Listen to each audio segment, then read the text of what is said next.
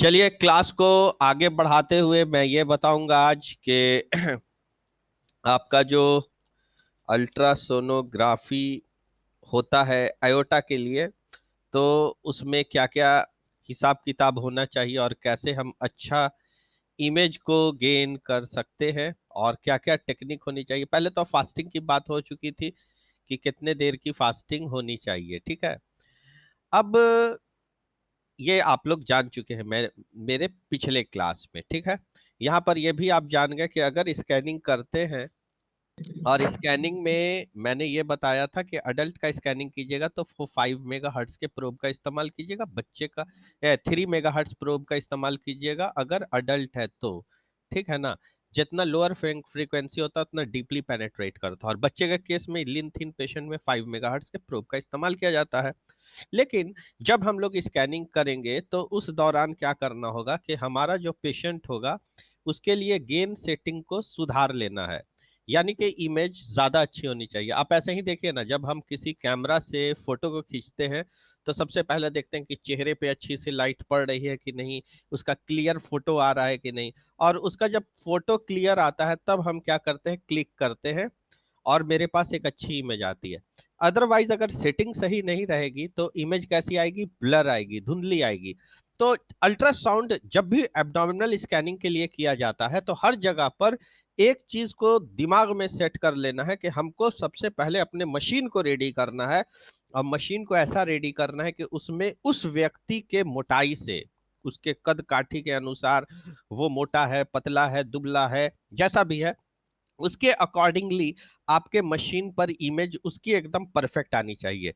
तो patient to patient variation होता है। कोई बहुत मोटा आदमी है तो उसके लिए अलग सेटिंग होनी चाहिए, कोई पतला आदमी है तो उसके लिए अलग सेटिंग होनी चाहिए, ठीक है।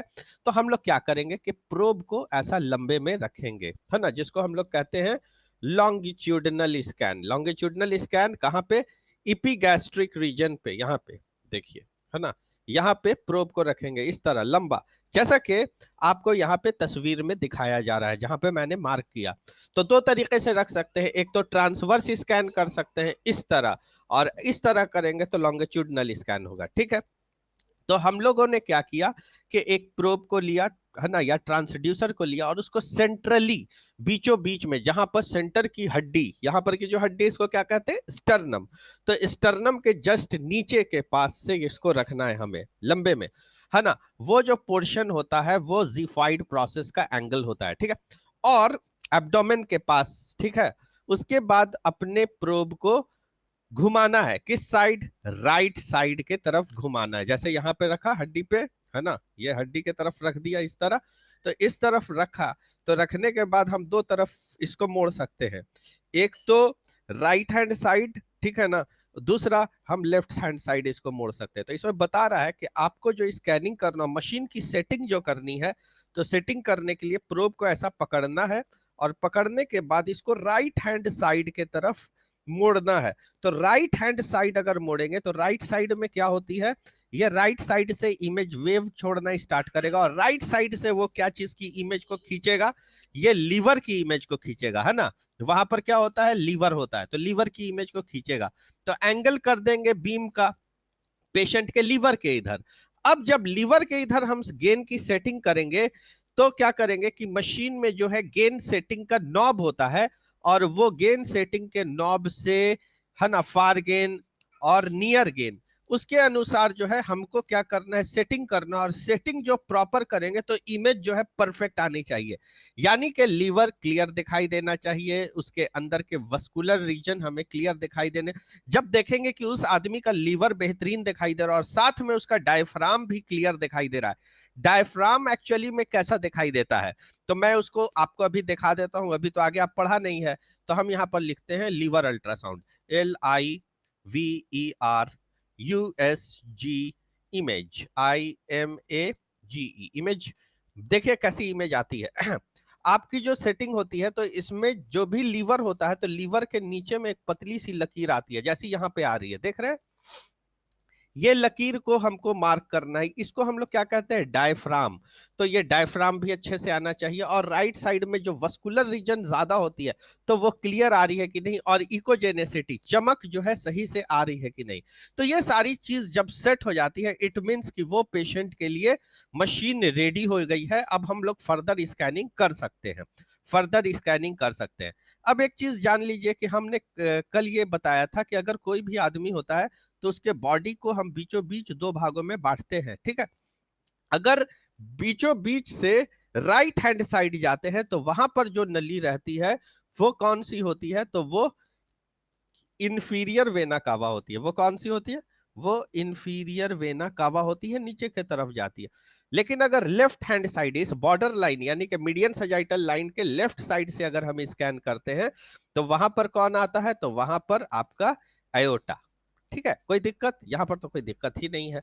तो हम लोग अब क्या करेंगे कि ये इमेज को ला करके देख सकते हैं, अयोटा को देख सकते हैं। और स्कैनिंग करते हुए आप नीचे जब आएंगे, ऊपर से नीचे स्कैन करते हुए आएंगे, ऊपर से नीचे तक स्कैन करेंगे, तो अयोटा क्या होता है, नीचे में बाइफरकेट कर जाता है। आप पता कर लेंगे कि ये भाई यहाँ पर बाइफरकेट किया, ठीक है। इसी तरह हम ट्रांसवर्स स्कैनिंग भी करते जाएंगे, ट्रांसवर्स स्कैनिंग ऊपर से नीचे की ओर और बाइफरकेशन तक पहुंचाएंगे, ठीक है। दो चीज तो क्लियर हो गई, गैस वाली बात सारा बता दिया था। अब देखिए, अगर हम लॉन्गिट्यूडनल स्कैन करते हैं तो लॉन्गिट्यूडनल स्कैन में चूंकि आप अयोटा, ये अयोटा है, तो इस पर प्रोब को अगर आप लंबा रखते हैं इस तरह तो इसका ये फुल लेंथ दिखाएगा। लेकिन अगर ये अयोटा है और अयोटा पर आप प्रोब को ट्रांसवर्सली रख देते हैं इस तरह, ठीक है, तो वहां की इमेज कैसी आएगी, राउंड आएगी, क्योंकि वो उस तरह, जैसे ये मेरा पेन है, इस पेन को अगर हम ऐसा काट देंगे तो ये सामने से कैसा दिखाई देगा, देखिए कैसा दिखाई दे रहा है, पेन गोल दिखाई दे रहा है ना सामने से। तो इसका सेक्शन ऐसे कट गया तो गोल दिखाई देगा। लेकिन इसी पेन को अगर हम इस तरह काटते हैं, इसको दो फांक में इस तरह काट देते हैं तो कैसा दिखाई देगा, लंबा दिखाई देगा। तो ये अगर इसका सेक्शन भी कर ले तो फुल लेंथ में कर रहे हैं तो ये लंबा दिखाई देगा, यानी कि ये लॉन्गिट्यूडनल स्कैन है। और अगर हम ट्रांसवर्सली इमेज लेंगे तो ये गोलाकार में नजर आएगा। ये कैसा नजर आएगा, गोलाकार में। किसका माइक्रोफोन ऑन है, बंद कर देते हैं, रुक जाइए। Ajay Kumar, mute all. Microphone बंद करके रखिए, उससे डिस्टरबेंस होता है पढ़ने वाले के लिए, ठीक है। तो आप देखिए, ये लॉन्गिट्यूडनल स्कैन है, ये भी आपको पूरा फुल लेंथ में दिखा रहा है। लॉन्गिट्यूडनल स्कैन है टुवर्ड कहां तक, बाइफरकेशन तक, जहां तक ये मुड़ा है, अयोटा जहां पर मुड़ा है वहां तक देख रहे हैं, ठीक है। अच्छा, अब ये अयोटा के लिए ये सब कौन सा, लॉन्गिट्यूडनल स्कैन है, ठीक है।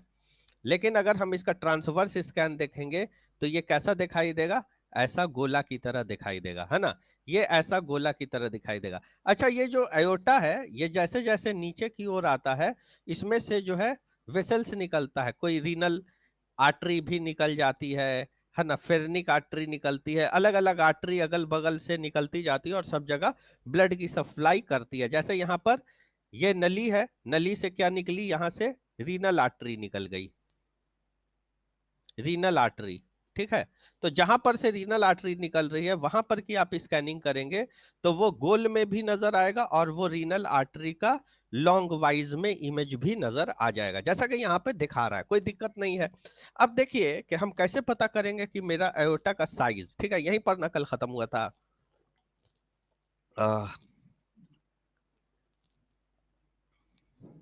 Yes sir. एक्चुअली में क्या है ना कि नॉर्मल एब्डोमिनल अयोटा की बात करते हैं तो कोई आदमी है,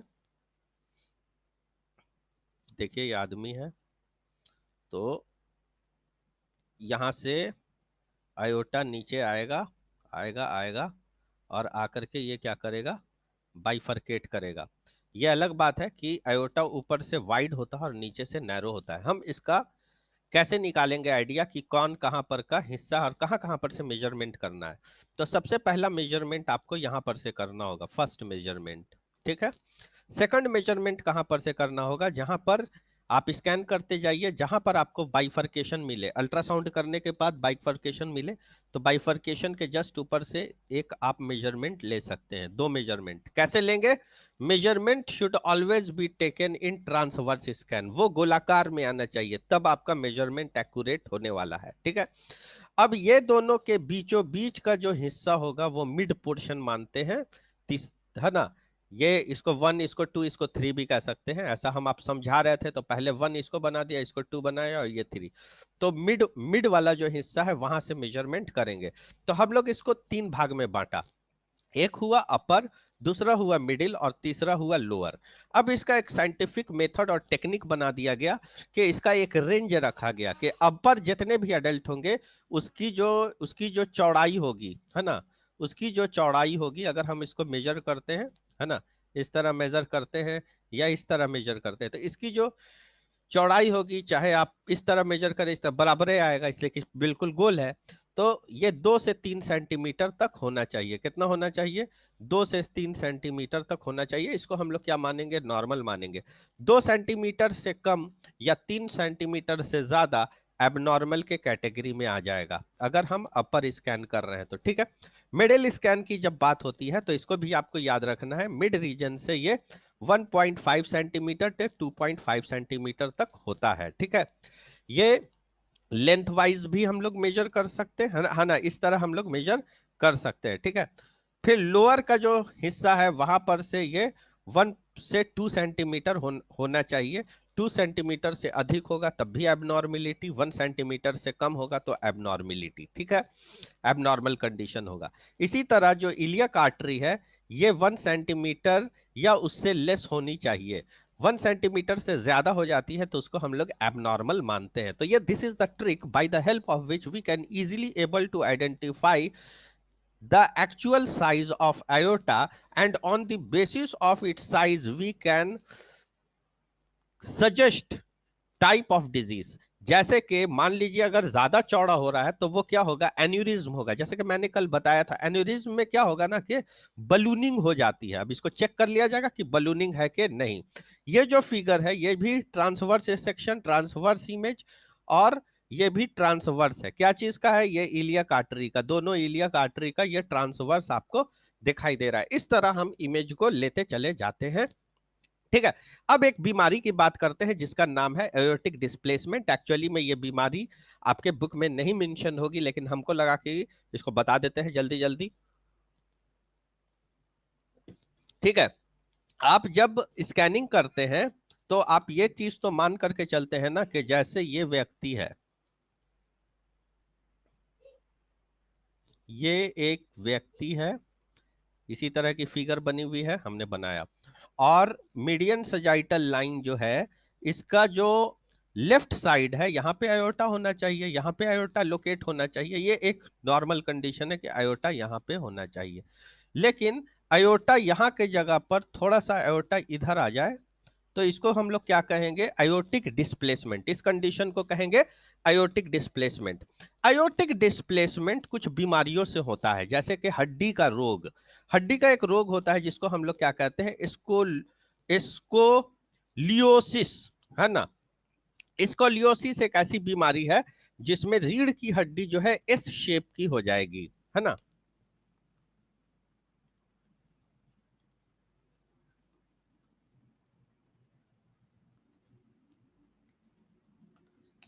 देखिए कैसी होती है ये बीमारी,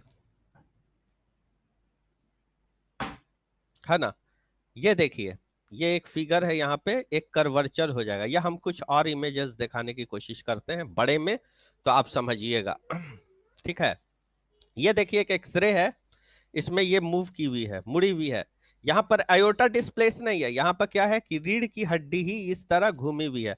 बाहर से ही क्लिनिकली आप जब किसी पेशेंट को देखिएगा तो आप आइडेंटिफाई कर लिएगा कि भैया इसको स्क्लेरोसिस है। ठीक है, अब आपको मैं दूसरा फिगर एक दिखाता हूँ स्क्लेरोसिस का। दूसरा फिगर ये देखिए, एक डिजाइन करके यहाँ पर बनाया गया है और इसको समझाया गया है। ये बीमारी जो है ये कॉन्जेनाइटल होती है। ये बीमारी कैसी होती है? जन्मजात, किसी को जन्मजात ये बीमारी होती है, दुनिया में आने के बाद ये बीमारी नहीं होती है, पैदाइशी होती है। तो आप क्या चीज ऑब्जर्व कर रहे हैं कि इसका जो साइड का हिस्सा है ना, ये जो पेशेंट का ये जो साइड का हिस्सा और ये, इसमें भी आप बदलाव देखेंगे। आपको एक्सरे कराने की जरूरत नहीं है, सीटी स्कैन कराने की नहीं, स्क्लेरोसिस को आप क्लिनिकली भी ऑब्जर्व कर सकते हैं। वो शर्ट उतारेगा तो आप पकड़ लेंगे। इसके अंदर आपको क्या दिखाई दे रहा है, जो रीढ़ की हड्डी सीधी गुजरती है वो सीधे के जगह पर यहां पर से ऐसा एस शेप में घूम चुकी है, और इसके घूमने की वजह से अंदर का जो वेसल होता है, जो एयोटा होता है, वो डिस्प्लेस कर जाता है। इसके वजह से एयोटा क्या होता है, डिस्प्लेस कर जाता है। तो एयोटिक डिस्प्लेसमेंट का one of the major cause, one of the commonest cause of aortic displacement is sclerosis. ठीक है, स्क्लेरोसिस एक कॉमन कॉज है जिसकी वजह से ऐसा होता है। आयोटा डिस्प्लेस कर जाता है स्क्लेरोसिस की वजह से, या रेट्रोपेरिटोनियल मास। रेट्रोपेरिटोनियल मास, पेरिटोनियम के पीछे कोई बड़का ऐसा ट्यूमर बन जाए, है ना, ये आयोटा को घसका देगा, ट्यूमर बन जाएगा, वो घसका देगा आयोटा को, अपने जगह से घसका देगा। ठीक है, this can mimic an aneurysm, और ये एक एन्यूरिज्म को भी मिमिक कर सकता है। कैसे कर सकता है, चलिए मैं उसको समझाता हूं आपको। तो कैसे कर सकता है वो मिमिक एन्यूरिज्म को, ठीक है। देखिए, एक्चुअली में क्या है ना, कि अगर मान लेते हैं कि ये है एयोटा, है ना, ये नीचे की ओर गुजरा, ये कौन सा एयोटा है, एब्डोमिनल एयोटा है ना, A B D O M I N A L, aorta. ठीक है, और ये एब्डोमिनल एयोटा, डायफ्राम, पीछे में क्या हुआ, एगो ट्यूमर बन गया। ठीक है, एक तो ट्यूमर बना, और ये ट्यूमर जो है इसको डिस्प्लेस कर देता है। अब जब आप अल्ट्रासाउंड करते हैं, ये ट्यूमर कैसा होगा, गोल होगा। ठीक है, लेकिन जब आप स्कैन करते हैं, आप अल्ट्रासाउंड करते हैं, तो आपकी जो रिपोर्टिंग आती है कुछ इस तरह की आएगी। ठीक है, ये किस तरह से आएगी, जब हम लोग स्कैन करेंगे तो इसकी इमेज कुछ इस तरह आएगी, और ये जो है गोला भी आ जाएगा। अब ये जो गोला आएगा, अब कैसा लग रहा है, एन्यूरिज्म को मिमिक कर रहा है, ये नकल कर रहा है क्या चीज को, एन्यूरिज्म को। एक्चुअली में हमें देखने में ऐसा डायलेमा में चले जाएंगे कि ये जो एयोटा है ये इस तरह बलून की तरह फूल गया है, लेकिन एक्चुअली में ये बलून की तरह नहीं फूला है। इसके पीछे जो ट्यूमर है, वो ट्यूमर जो है ऐसा दिखा रहा है, जो इसके पीछे ट्यूमर है वो ट्यूमर वैसा दिखा रहा है। बात समझ में आ गई, कोई दिक्कत? चलिए अब आगे बताते हैं। तो वो मिमिक कर सकता है किसी एन्यूरिज्म को। केयरफुली आप ट्रांसवर्स स्कैन कीजिए और पल्सेटाइल आयोटा को डिटेक्ट कीजिए। ठीक है, आपको समझ में आएगा एक्चुअली में ऐसा क्यों मिमिक करता है। पीछे में लिम्फ नोड बड़ा हो जाता है, कभी कभी लिम्फोमा हो जाता है। लिम्फोमा क्या चीज का ट्यूमर होता है पालो, मत पता है? लिम्फ नोड का ट्यूमर जो होता है लिम्फोमा, वो कैंसरस ट्यूमर होता है, और रेट्रोपेरिटोनियल मास की तरह वो कभी कभी मिमिक करता है, तो इसको कंफर्म किया जाता है।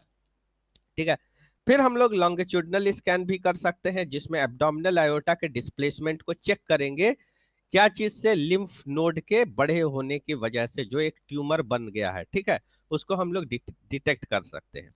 अगर हम किसी तरह का क्रॉस सेक्शन इमेज लेते हैं आयोटा का, more than 5 centimetre in diameter, वो 5 सेंटीमीटर से ज्यादा डायमीटर में दिखाई दे रहा है, तो ये तुरंत रिफर किया जाता है क्लिनिकल असेसमेंट के लिए। ठीक है, क्योंकि ये आयोटा के लिए बहुत रिस्की है, ये साइज बढ़ चुकी है और ये फट सकता है। कितना सेंटीमीटर, 5 सेंटीमीटर। चलिए नॉर्मल में देखते हैं।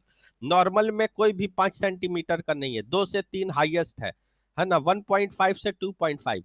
कहीं पर से अगर अपर से, मिडिल से, लोअर से, कहीं से भी आपको 5 सेंटीमीटर से अधिक बढ़ेगा तो बचेगा, वो तो फट जाएगा नहीं।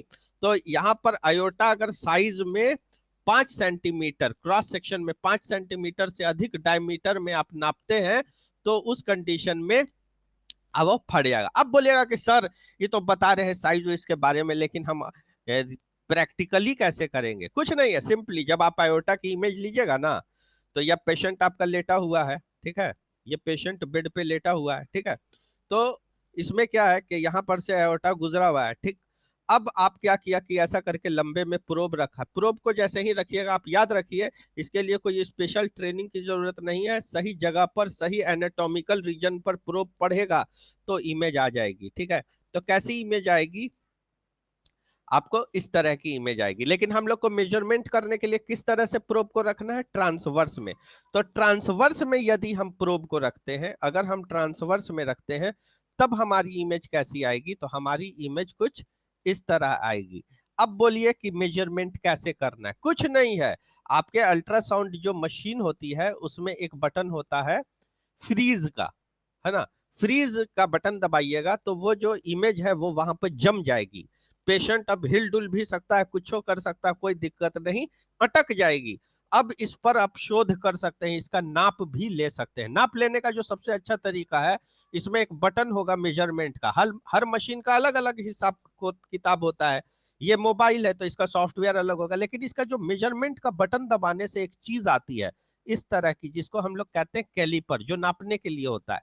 हमको कैलिपर लाना है, कर्सर से घुमाते हुए कैलिपर को इसके एक छोर पे रख देना है। कैलिपर बना दे, देखिए लाल रंग से बना देते हैं। ये कैलिपर को एक कोना पर रख दीजिए, कुछ नहीं। उसके बाद फिर आप जो है सेकंड कैलिपर आप डेवलप करते हैं बटन दबा करके, ठीक है। तो सेकंड कैलिपर आती है, इस यहीं पर रहेगी। इसको जब कर्सर को घुमाइएगा ना, मेरा लैपटॉप का देखिए, अरे नीचे नहीं दिखाई दे रहा, यहाँ पर एक रहता है, ठीक है, जिसपे उंगली घुमा रहे हैं या माउस, ठीक है। तो उससे घुमाते हुए देखिए, ये इसको हम घुमाते हुए ला रहे हैं हाथ से, ये यहाँ यहाँ आ गया ना, तो उसी तरह कैलिपर यहाँ पर आएगी। उसके बाद आप जैसे ही मेजरमेंट का बटन दबाएंगे तो इसके बीच में डॉट डॉट डॉट डॉट बन जाएगा, और ये क्या साइज है, इसका साइज जो है यहाँ पर ऑटोमेटिकली लिखा जाएगा। ये कोई बहुत बड़ी बात नहीं है, जो साइज आपने देखा वो आप रिपोर्ट में लिखेंगे, लेकिन आप साइज के बारे में अभी जान चुके हैं कि कितनी साइज होनी चाहिए, और उस साइज से ज्यादा है तो पेशेंट की कंडीशन क्रिटिकल है, इतना समझ सकते हैं। मेजरमेंट करना कोई बहुत बड़ी बात नहीं है, लॉकडाउन खत्म होगा ना, सबको सिखा देंगे, ठीक है, कोई दिक्कत नहीं है। चलिए अब आते हैं एन्यूरिज्म की बात। एन्यूरिज्म कल मैंने बताया था ना, तो एन्यूरिज्म में क्या हो जाता है, बलूनिंग हो जाती है आयोटा की। चलिए आगे आते हैं, यहाँ पर देखिए आयोटा को मेजरमेंट लिया जा रहा है, ऐसा करके ये मेजरमेंट ले सकते हैं। आयोटा में यहाँ पर देखिए आयोटा बिल्कुल खाली है, इसका एज दिखाई दे रहा है, एज दिखाई दे रहा है ना, कोई दिक्कत नहीं है, ठीक है। अब देखिए दूसरी जो इमेज है, दूसरी जो इमेज है, इसमें क्या दिखाई दे रहा है कि ये जो आयोटा है, इसके इसके अलावा यहाँ पर इतना एरिया जो है दिखाई दे रहा है ना, उसकी इकोजेनेसिटी अलग है। कैसे पहचानेंगे, ये एरिया बिल्कुल ब्लैक है, जहां पे पानी रहती है, फ्लूइड रहती है, पस रहती है, ब्लड रहती है, वो हिस्सा कैसा होता है, बिल्कुल ब्लैक, टकाटक काला। लेकिन उसमें कुछ जम गया जो हल्का काला है, वो क्या है, थ्रोम्बोस है। थ्रोम्बस क्या होता है, थ्रोम्बस थ्रोम्बोसाइट होता है, नहीं, थ्रोम्बोसाइट्स क्या होता है, प्लेटलेट होता है। आप देखिए कोई अगर ब्लड वेसल है, हम यहाँ पर एक ब्लड वेसल बनाते हैं, ठीक, देखिए ब्लड वेसल है, खून की नली है, तो उसकी अंदर की दीवार डैमेज हो गई, ठीक, फिर ये ब्लड वेसल बनाया, अंदर की दीवार डैमेज हो गई, ठीक। तो अंदर की दीवार क्यों डैमेज होगी, क्योंकि इसके अंदर क्या रहता है, आरबीसी रहता है ना, रेड ब्लड कॉर्पेसल्स रहता है। रेड ब्लड कॉर्पेसल्स है जो मूव करता है, आगे की ओर जाता है। ये क्या जा रहा है आगे, रेड ब्लड कॉर्पेसल्स जा रहा है, ठीक है। तो जो एरिया डैमेज होता है, ये डैमेज होने का एक कॉज ये हो सकता है high blood pressure. Blood pressure का जो चोट लगता है दीवार पर, तो कहीं पर की दीवार इंजर्ड हो जाती है, उबड़ खाबड़ हो गई, तो उबड़ खाबड़ होगी तो ब्लड के अंदर एक चीज और रहती है जिसको हम लोग कहते हैं प्लेटलेट। उसको हम लोग क्या कहते हैं, प्लेटलेट। प्लेटलेट को दूसरे कलर से बना देते हैं तो आपको समझ में आ जाएगा, ठीक है। तो चलिए कुछ मैं प्लेटलेट्स बना दिया, ये सब क्या है, प्लेटलेट्स है। तो प्लेटलेट्स जो ट्रेवल कर रहा है वो प्लेटलेट का काम है, जिस वो थ्रोम्बोसाइट इसमें जाके जमा हो जाएगा, इसमें चिपकना स्टार्ट करेगा, और थ्रोम्बोसाइट जब इस पे चिपकेगा तो ये क्या होगा, प्लग कर जाएगा, है ना। एक बार थ्रोम्बोसाइट चिपका तो दूसरा थ्रोम्बोसाइट उसके ऊपर चिपकेगा, और इस तरह जो प्लग होगा, तो इस कंडीशन को हम कहते हैं थ्रोम्बोसिस। इसको क्या कहते हैं, थ्रोम्बोसिस। थ्रोम्बोसिस एक ऐसी कंडीशन है जिसमें ब्लड वेसल पर प्लेटलेट जाकर के जम जाता है, ब्लड की क्लॉटिंग होती है, और ब्लड की क्लॉटिंग होगी तो ब्लड का फ्लो ठीक से नहीं होगा, पैर में पुअर सर्कुलेशन हो सकता है। तो क्या हम थ्रोम्बोसिस को देख सकते हैं? बिल्कुल देख सकते हैं। इससे थोड़ा ज्यादा चमकीला हो तो लिपिड भी क्लॉट कर सकता है ना, है ना। यहाँ पर देखिए ये थ्रोम्बोसिस है, हम इसका मेजरमेंट ले सकते हैं, और ये यहाँ से लेकर के यहाँ तक का भी मेजरमेंट ये ले सकते हैं, और ये पता कर सकते हैं कि कितना नैरो हो चुका है और थ्रोम्बस कितना मोटा जमा हुआ है। बात समझ में आ गई। एक होता है एथ्रोस्क्लेरोसिस। एथ्रोस्क्लेरोसिस एक ऐसी कंडीशन है जिसमें क्या होता है ना, एथ्रोस्क्लेरोसिस एक ऐसी कंडीशन है जिसमें लिपिड, है ना, आकर के जमता है। कोलेस्ट्रॉल ज्यादा होता है तो वो आकर के जम जाता है, ठीक है। तो चलिए सबसे पहला काम क्या करते हैं, अटेंडेंस ले लेते हैं। अटेंडेंस ले लें क्या? पहले अटेंडेंस ले लेते हैं, नहीं अटेंडेंस ले लेते हैं फिर आगे पढ़ाएंगे। आयोटिक डिसेक्शन, और कल हम बता देंगे क्या, कल छुट्टी है, खुला है, कल फ्राइडे, कल सैटरडे खुला हुआ है, कल नया यूनिट में हाथ लगा देंगे। एक्चुअली आपके यूनिवर्सिटी के बुक के हिसाब से तो आज ही हमको नया यूनिट में हाथ लगा देना चाहिए था, उसमें थोड़ा सा दिया हुआ, इतना थोड़ा दिया हुआ होगा। तो चलिए सबसे पहले अटेंडेंस ले लेते हैं, स्टॉप शेयर, और मैं ले लेता हूं अटेंडेंस। यस,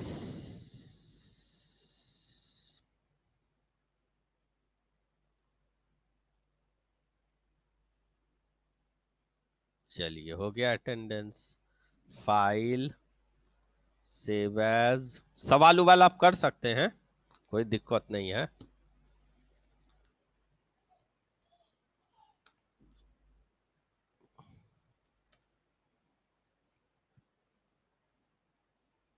चलिए हो गया। सर कोई हॉस्पिटल सेट कर दीजिए, लैब के लिए नहीं मिल पा रहा हम लोग को। क्या हॉस्पिटल? लैब के लिए हाँ, लैब में जाना नहीं हुआ चाहते, अभी तक हम लोग। जाना चाहते हैं? हाँ यस सर। परीक्षा के बाद, यस सर। Yes sir. परीक्षा के बाद, परीक्षा के बाद, परीक्षा भी स्टार्ट होने वाली है तो पहले परीक्षा का सोचिए ना। 18 से एग्जाम था, 18 को एक्सटेंड करा के जनवरी फर्स्ट वीक में कर दिया। कहीं ज्वाइन कर दीजिएगा और जाइवे नहीं कीजिएगा ना तो फिर वहां से छूट जाएगा। तो ऐसा टाइम में आदमी जाए जब जो है परीक्षा ही सब नहीं रहे, परीक्षा खत्म हो जाएगा उसके बाद। आयोटिक डिसेक्शन, आयोटिक डिसेक्शन एक ऐसा कंडीशन है जिसमें आयोटा में दो ल्यूमेन दिखाई देता है, दो काला स्थान दिखाई देगा, आयोटा में दो काला स्थान दिखाई देगा। बीच में आपको देखिए एक दीवार बन गई और इसमें एक फॉल्स ल्यूमेन है। फॉल्स ल्यूमेन क्या है, उसकी एक हद है, वो एक जगह पर जाके बंद हो जाएगा, ठीक है। तो हम पहचान जाएंगे वो फॉल्स ल्यूमेन है, और जो ट्रू ने ल्यूमेन होगा वो कभी बंद नहीं होगा। फॉल्स ल्यूमेन क्यों बना? क्योंकि आप जान रहे हैं कि आयोटा के अलग अलग लेयर होते हैं, तो इसका एक लेयर यहाँ से फट गया, फटा तो ब्लड जो ऊपर से आ रही है, ब्लड, ठीक है, ऊपर से जो ब्लड आ रही है, ये ब्लड जो है जगह बना के यहाँ घुस गई, और इसके अंदर भी ब्लड भर गई, ब्लड इसके अंदर भी भर गई, ये थोड़ा चौड़ा हो गया, इसके अंदर भी ब्लड भर गई। अब आपको दो ठो ल्यूमेन, दो ठो नली दिखाई देगी। इसी कंडीशन को हम लोग आयोटिक डिसेक्शन कहते हैं। और आयोटिक डिसेक्शन में एक लॉन्गिट्यूडिनल स्कैन लिया गया है और दूसरी ट्रांसवर्स स्कैन ली गई है। इसमें दो ल्यूमेन दिखाई दे रहा है, एक नली यहाँ पर दिखाई दे रही है, दूसरी नली यहाँ पे भी दिखाई दे रही है। तो आप ऐसा ट्रांसवर्स में भी देख ले सकते हैं। नेक्स्ट है narrowing of abdominal iota. Abdominal iota कभी कभी क्या होता है, नैरो हो जाता है, ठीक है। तो नैरो कब होता है? तो आर्थ्रोमेटस कैल्सिफिकेशन, आर्थ्रोमेटस कैल्सिफिकेशन, आर्थ्रोमेटस कैल्सिफिकेशन क्या होता है?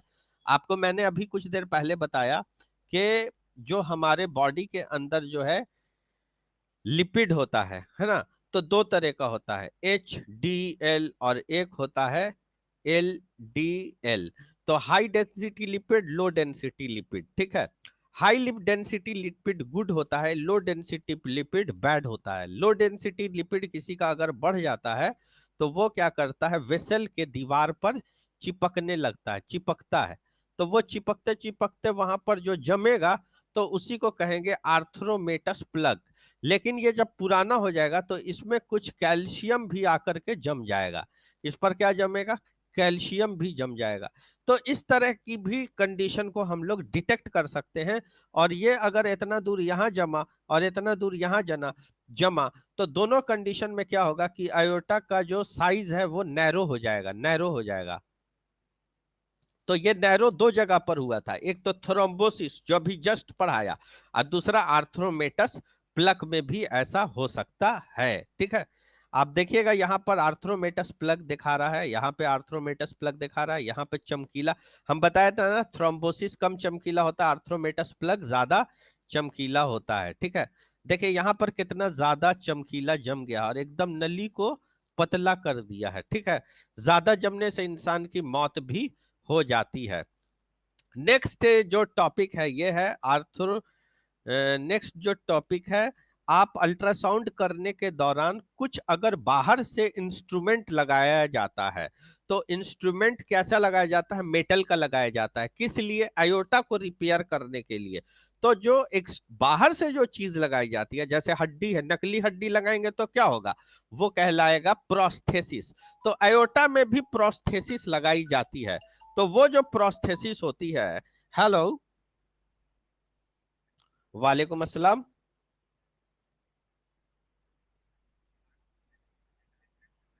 अरे मेरा क्लास चल रहा है, बाद में, बाद में।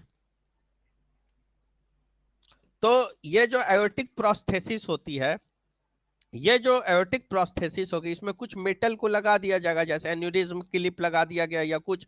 देखिए ये नली में आर्थ्रोमेटस प्लग है, तो एक ग्राफ्टिंग कर दी गई, ग्राफ्ट किया गया और बाहर से मेटल का कुछ लगा दिया, प्रोस्थेसिस लगाया गया।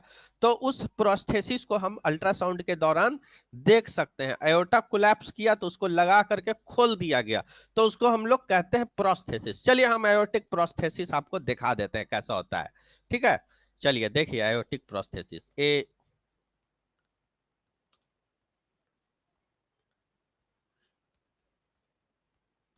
आयोटिक प्रोस्थेसिस देखिए कैसा होता है, इस तरह का होता है। मैं और दिखाता हूं, देखिए ये सब क्या है, आयोटिक प्रोस्थेसिस है ये। ठीक है, ये जो व्हाइट ऐसा पाइप दिखाई दे रहा है, ये आयोटा में देखिए लगाया जा रहा है। यहाँ पे क्या किया जा रहा है, लगाया जा रहा है प्रोस्थेसिस।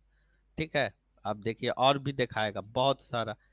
कुछ आयोटिक प्रोस्थेसिस है, कुछ हाथ का भी प्रोस्थेसिस दिखा रहा है।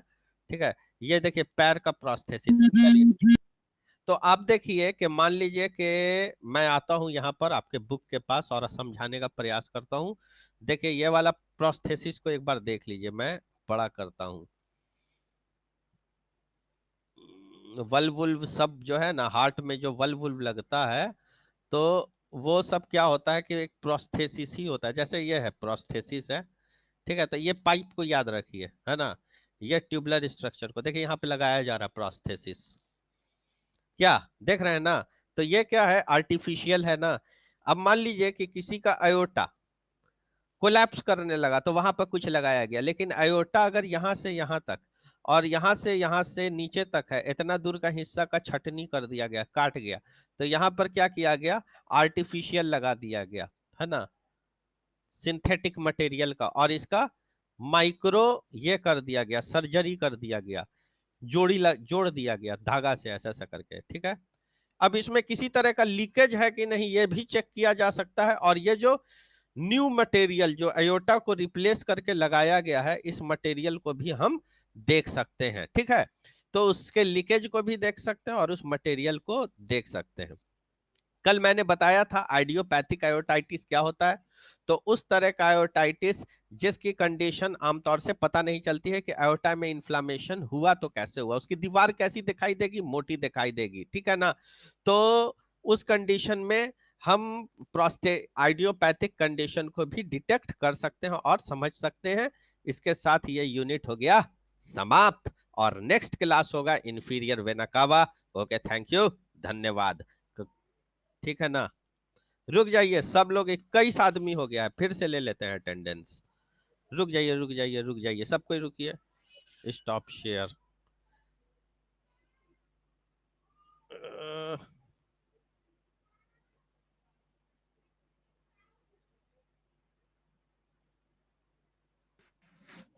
चलिए ठीक है, चलिए अटेंडेंस ले लिया, अब एंड टास्क कर रहे हैं, एंड।